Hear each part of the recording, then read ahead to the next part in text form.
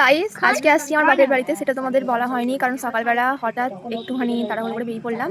তো এখানে আসছি আর এই এখন বিকেল বাজে 5টা বাজতে যায়। আর এখানে আমার বোনেরা একটা খেলা খেলছে, যে খেলাটা আমি জানি, তো ওদের মুখ থেকে এবার শুনে নাও এটা কি খেলা। হুদো কিরকম একটু অডিয়েন্সকে বলে দাও একটু জায়গা মেলানো চাল দে দেখা খেলাটা দেখাবি আচ্ছা এই খেলাটা দেখাও তো একটুখানি। তিনটে থাক থাক মিলে গেলে হয় হতো।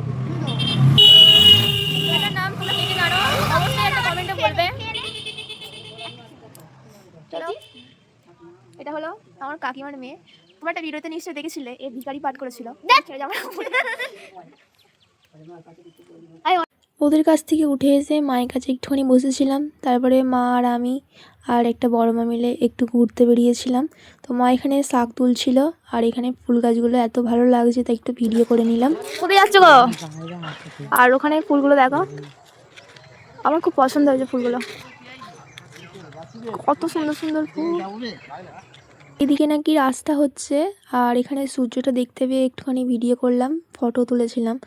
আসার সময় এখানে একটা দোকান হয়েছে জামা কাপড়ের, মারা ঢুকেছিল এই ফুদগুলির জামা কিনতে। তো আজকে আমার এই বোনের জন্মদিন, তোমরা সবাই একটু উইশ করে দিও ওকে, ও যেন সুস্থ থাকে, ভালো থাকে।